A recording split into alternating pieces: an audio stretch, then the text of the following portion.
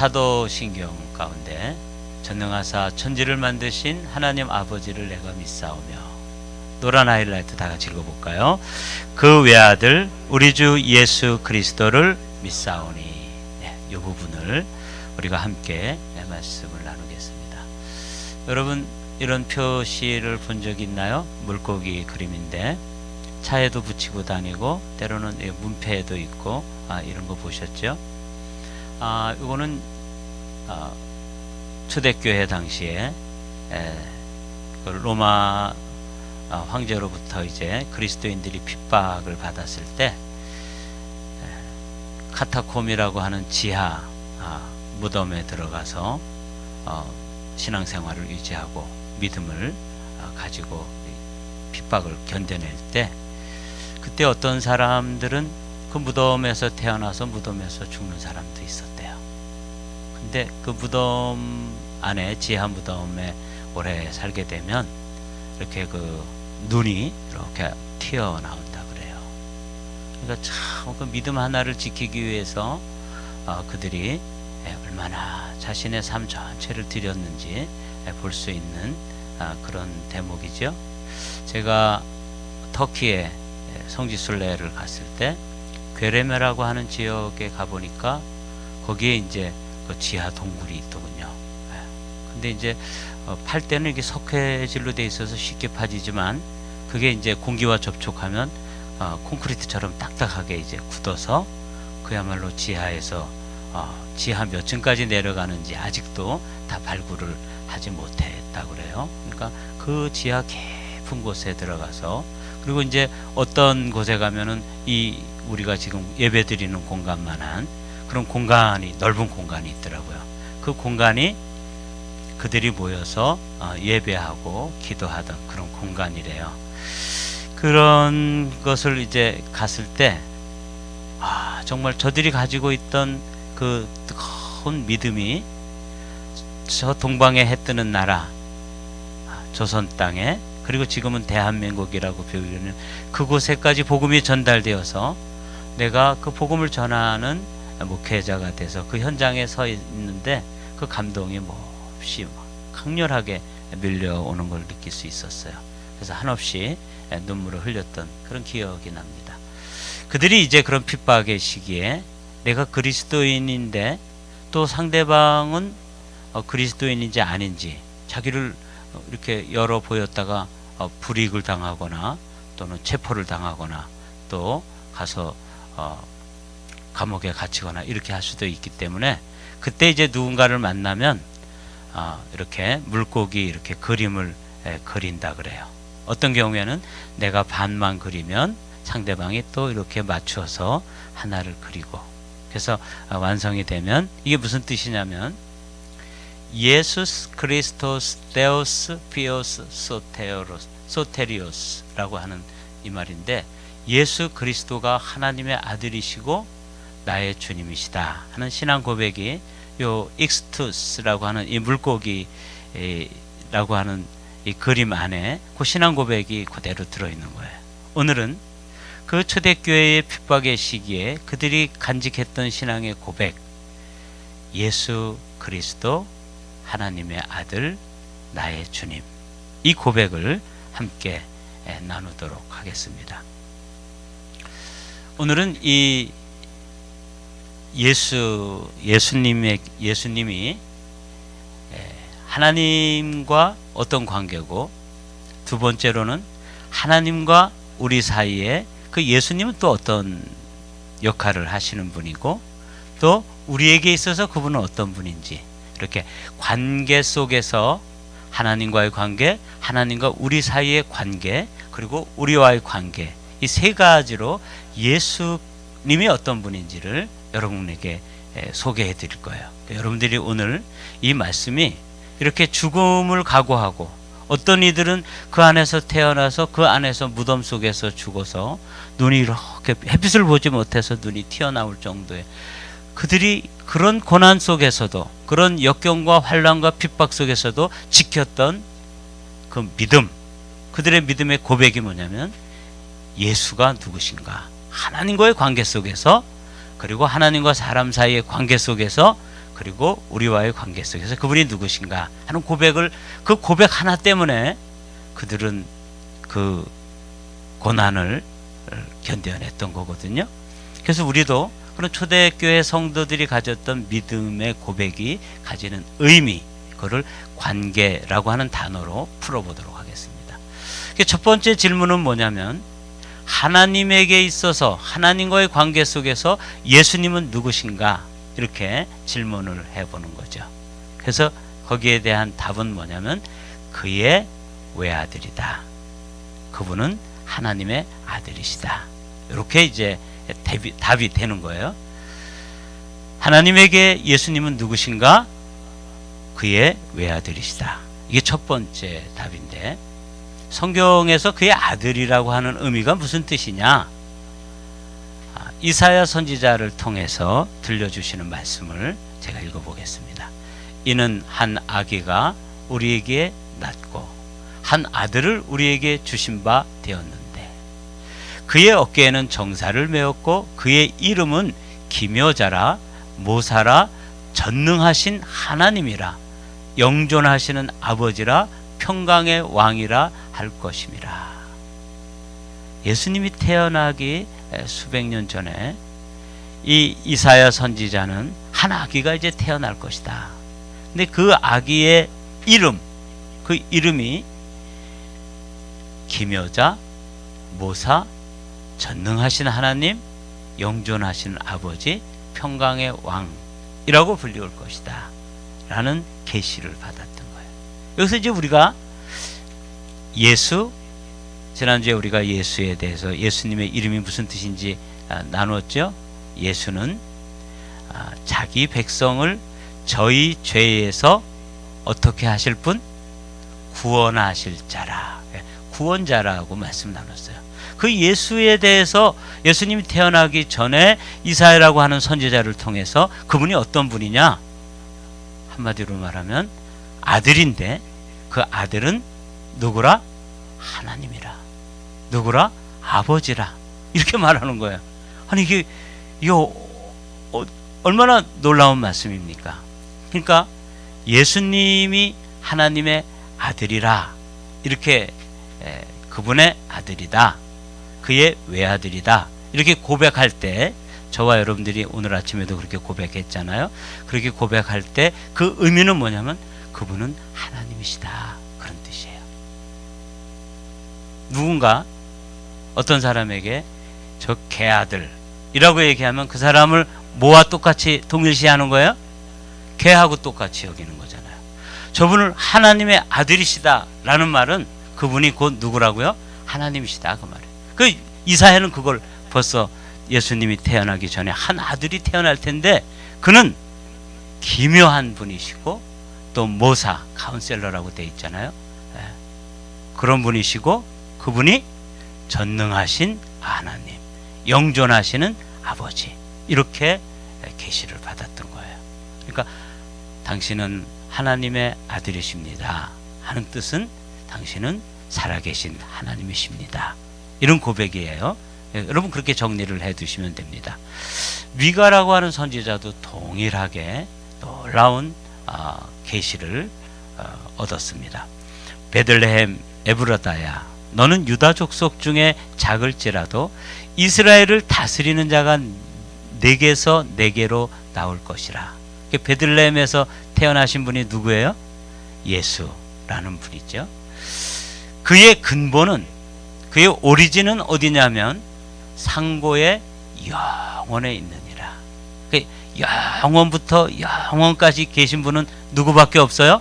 하나님 한 분밖에 없는 거예요. 그런데 지금 태어나신 어린 아기가 누구라고요?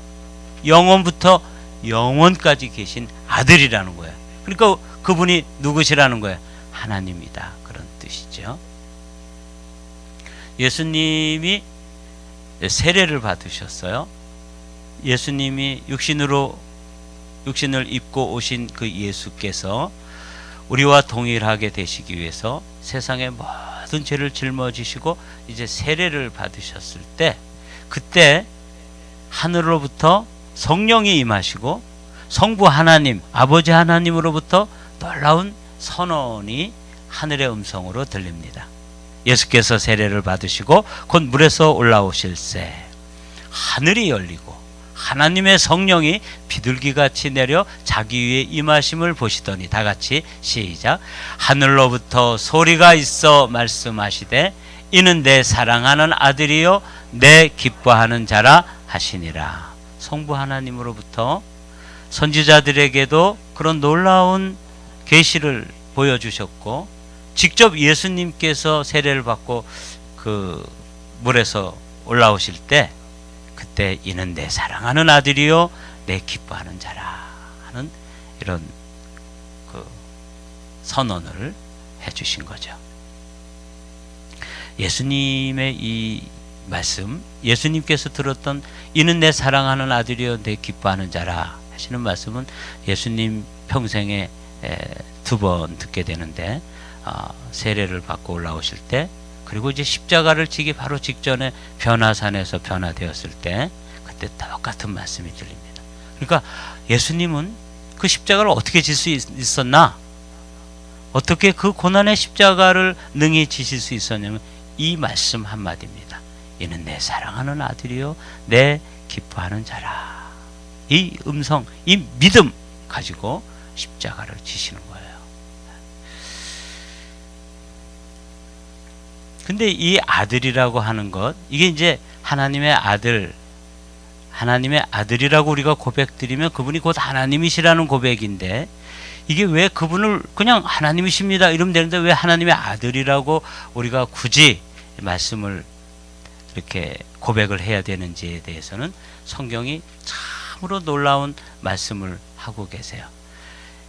이 예수님과 성자 예수님과 성부 하나님 사이에 아버지와 아들과의 관계가 결국 뭐에 근거가 되냐면 우리가 하나님의 아들과 딸이 되는 관계를 열어주는 근거가 됩니다.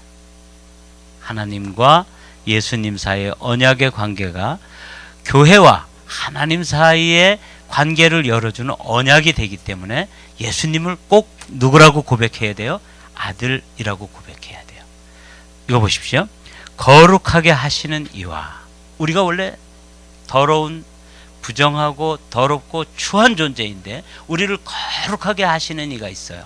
십자가의 보혈로 우리를 정결케 해서 너는 거룩한 존재라고 불러주시는, 우리를 의롭다고 불러주시는 존재 분이 누구냐면 예수님이세요.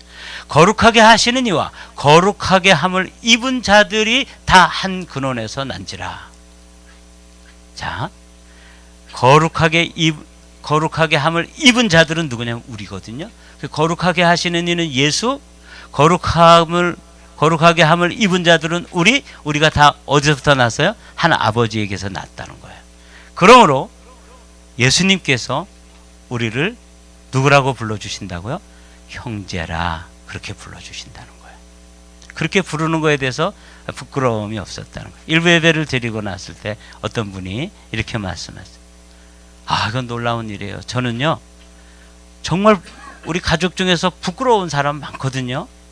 그런데 이 사람 누구한테 소개하기가 정말 좀 남부끄러운 그런 사람들이 있잖아요. 그런데 예수님께서 우리를 형제라고 불러주시는 데에 대해서 조금도 부끄럽지 않게 생각하고 내 동생입니다, 제 여동생입니다, 이렇게 불러주신다는 거예요. 놀라운 말씀이에요. 그분이 누가 되셔야만, 아들이셔야만 우리가 그렇게 될 수 있는 언약의 관계를, 그 언약의 관계의 근거가 되는 말씀이에요. 이거 보십시오. 하나님이 미리 아신 자들을 또한 그 아들의 형상을 본받게 하기 위하여 미리 정하셨으니 이는 그로 많은 형제 중에서 맏아들이 되게 하려 하심이니라. 로마서 8장 29절 말씀인데, 이런 말씀은 여러분들이 꼭 기억해 놓으셔야 돼요.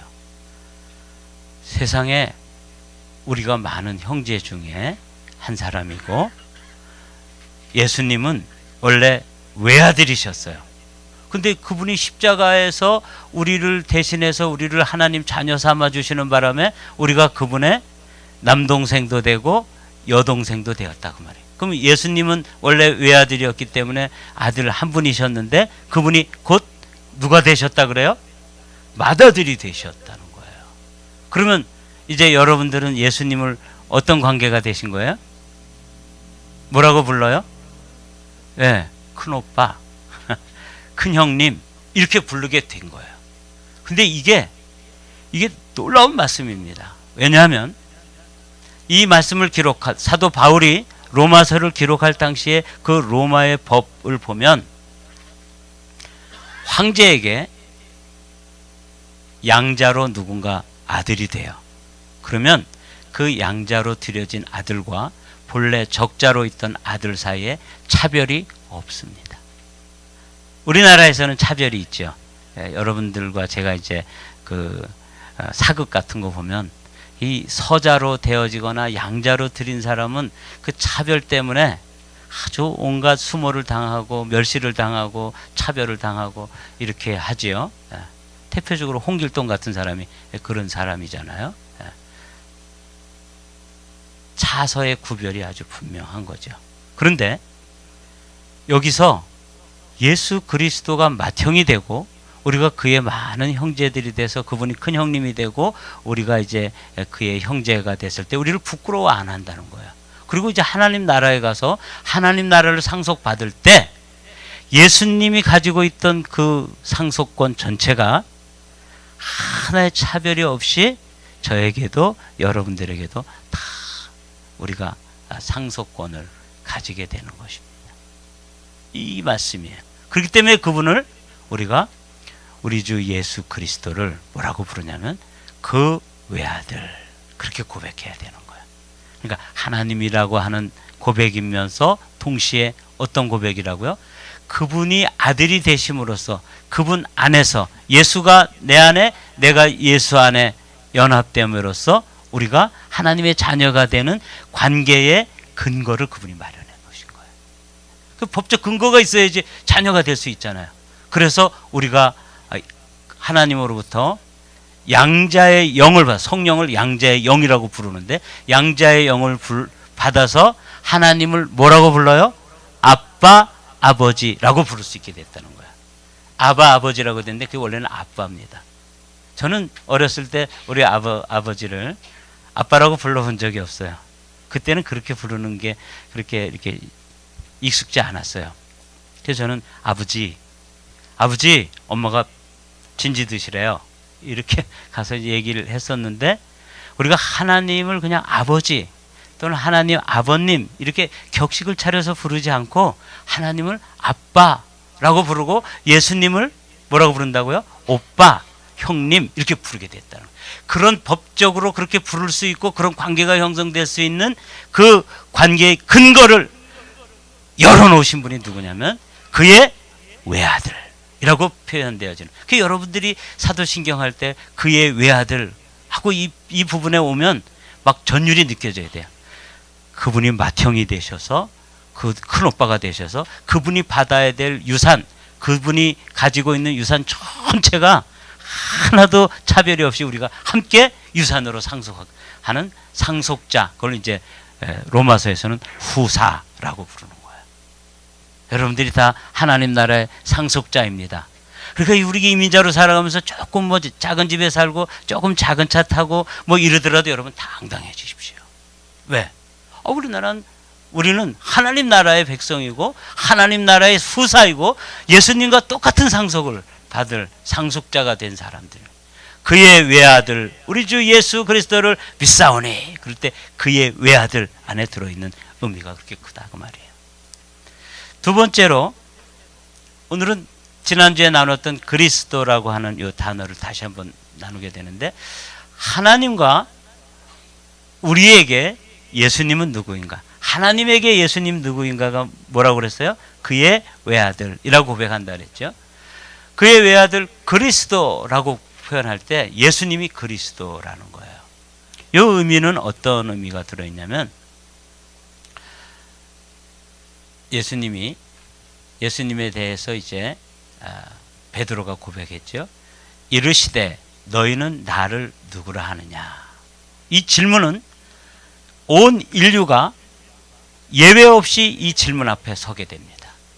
그리고 이 질문에 따라서 영원한 생명, 영원한 천국, 영원한 지옥, 이 갈림길이 되는 이 질문이 뭐냐면 너희는 나를 누구라 하느냐 하는 질문이에요. 너무너무 엄숙한 질문입니다. 이 질문 앞에 베드로는 이렇게 대답했습니다. 주는 그리스도시요 살아계신 하나님의 아들이십니다. 살아계신 하나님의 아들, 하나님이라는 고백이죠. 그리고 예수님은 누구시라고요? 그리스도다. 이렇게 고백을 한 거예요. 이 그리스도라고 하는 의미는 하나님과 우리 사이에, 우리와 하나님 아버지 사이에 선다.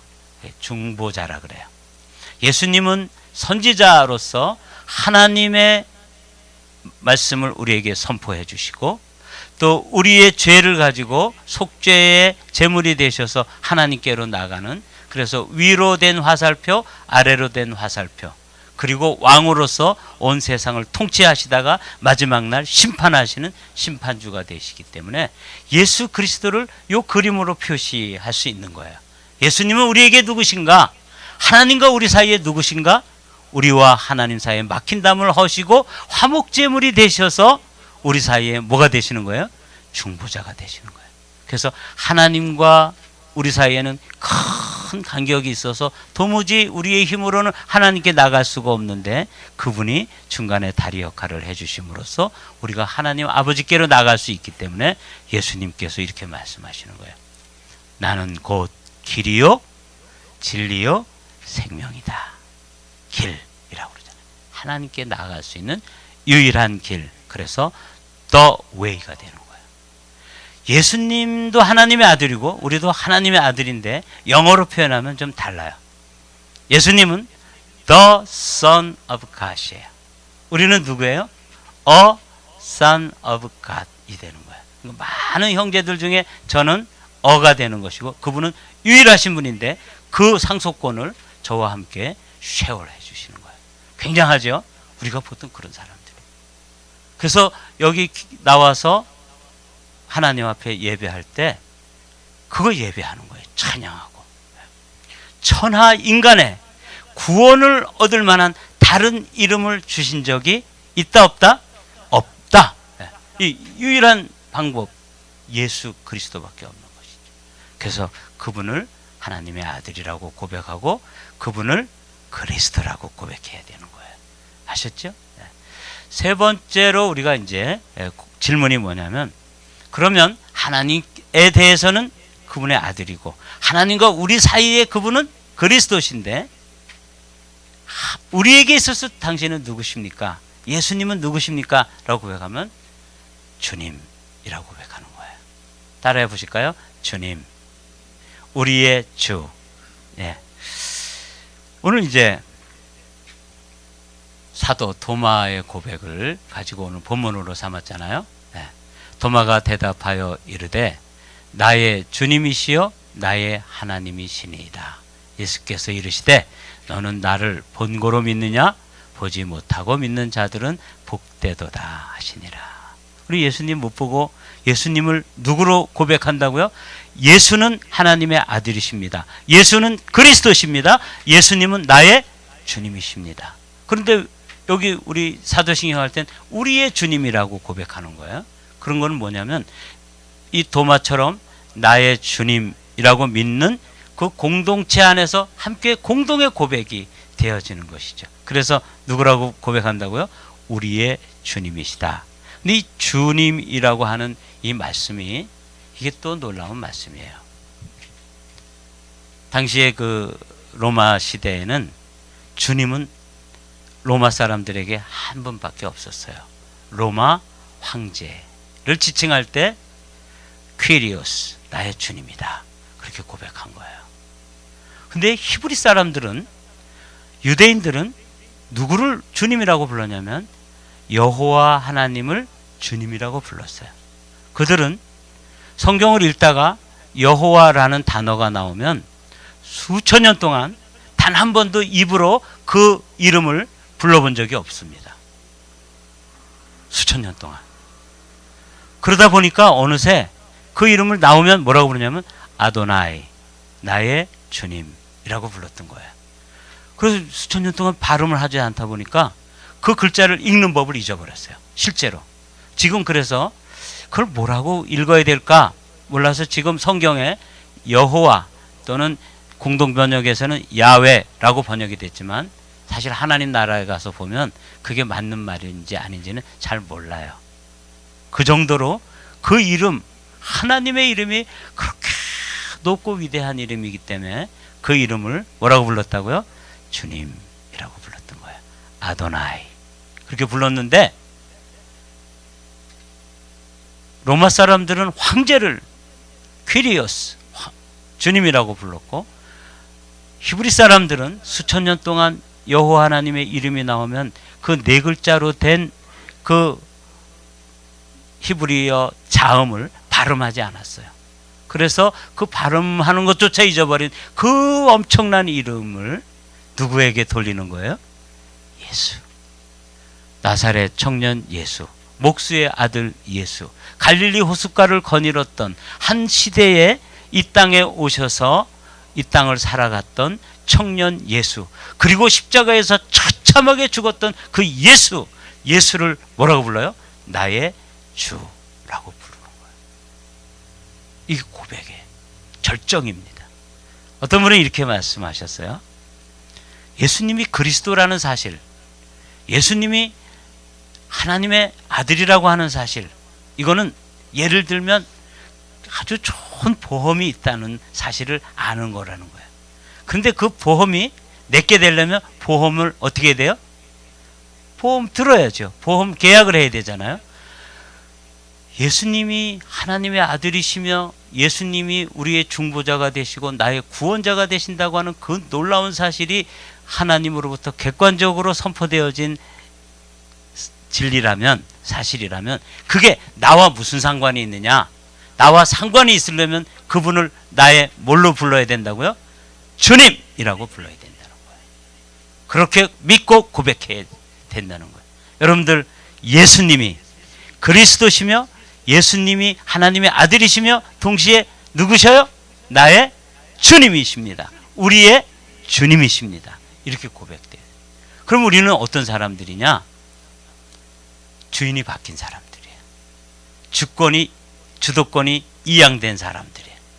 그러니까 내 인생을 내가 책임질 필요가 있어요, 없어요? 없어요. 주님이 책임지세요. 그런 존재가 되었다는 뜻이에요. 주님. 그 주님, 우리가 걱정, 근심, 염려 이거 하는 거는 사실 어떤 의미에서는 불신앙이에요. 그렇겠죠? 왜? 예수님이 책임져 주시니까. 그분이 나의 주인이 되셨으니까. 내 인생의 주인이 더 이상 내가 아니고 누구세요? 예수님이라는 고백이 주님이라고 부를 때 고백이에요. 주의 이름을 부르는 자는 구원을 얻으리로다 라고 말씀. 그 주의 이름. 저는 주의 이름을 부른다는 것이 얼마나 놀라운 사실인지 교통사고를 날 때 경험했어요. 제가 시골에서 목회를 할 때 토요일 날 이제 그 주보를 교회에 복사기도 없고 그래가지고 이제 그거를 뽑아가지고 인쇄를 하러 갔는데 봉고차를 타고 이렇게 탁 길에 나섰는데 저쪽에서 탱크들이 이렇게 지나가더라고요. 그러다가 제가 네 번째 탱크와 충돌을 했습니다. 꽝! 하고 부딪히더라고요. 제가 탄 차는 0.2mm짜리 그 기아 봉고고요. 탱크는 앞부분이 60cm래요. 절판 두께가. 그거하고 부딪힌 거예요. 꽝! 하는 순간에 두 번째로 꽝! 하는 거예요. 그때 제가 뭐라고 불렀겠어요? 쥐야! 이렇게 불렀죠. 그런데 두 번째 꽝이 이게 제가 살아난 거예요. 그 탱크에 부딪혀가지고 벼랑 거기 이렇게 그 절벽이 있었는데 절벽으로 떨어져서 이제 그야말로 그 바위가 이렇게 널려져 있는 거기에 제가 굴러서 이제 여러분도 볼 수 없는 그런 순간에 두 번째 꽝 부딪힌 게 뭐냐면 거기 전봇대가 하나 서 있었는데 그 길가에 있는 전봇대에 부딪히면서 차가 이렇게 내 운전대 앞으로 들어왔어요. 그때 제가 쥐야 그렇게 불렀는데 말이죠. 이렇게 만져보니까 아무데도 안 다친 거예요. 그리고 원래 다리가 부러져야 되는데 제 양 다리 사이로 차가 이렇게 들어왔어요. 그리고 제가 나가봤더니 그 벼랑 끝에 차가 그 전봇대에 매달려 가지고 바퀴가 빙빙 돌고 있는 거예요. 그 순간에 주님의 이름을 부르는 자는 구원을 얻으리로다. 전 그 성경 말씀 생각하지 않고 순식간에 주님을 불렀는데 이게 바로 그분이에요. 누가 책임지신다고요? 주님이 책임지신다. 그래서 우리를 뭐라고 하냐면 주책이라고 부르는 거야. 주님이 다 책임지시니까 뭐 쥐뿔도 없고 아무것도 없어도 우리 주책이죠. 주님이 책임지신다. 주님을 그렇게 믿고 고백하는 그런 성도들이 되시기를 주님의 이름으로 축복합니다. 결론입니다. 예수님은 나에게 있어서 누구신가? 우리의 고백, 하나님의 아들이십니다. 그리스도십니다.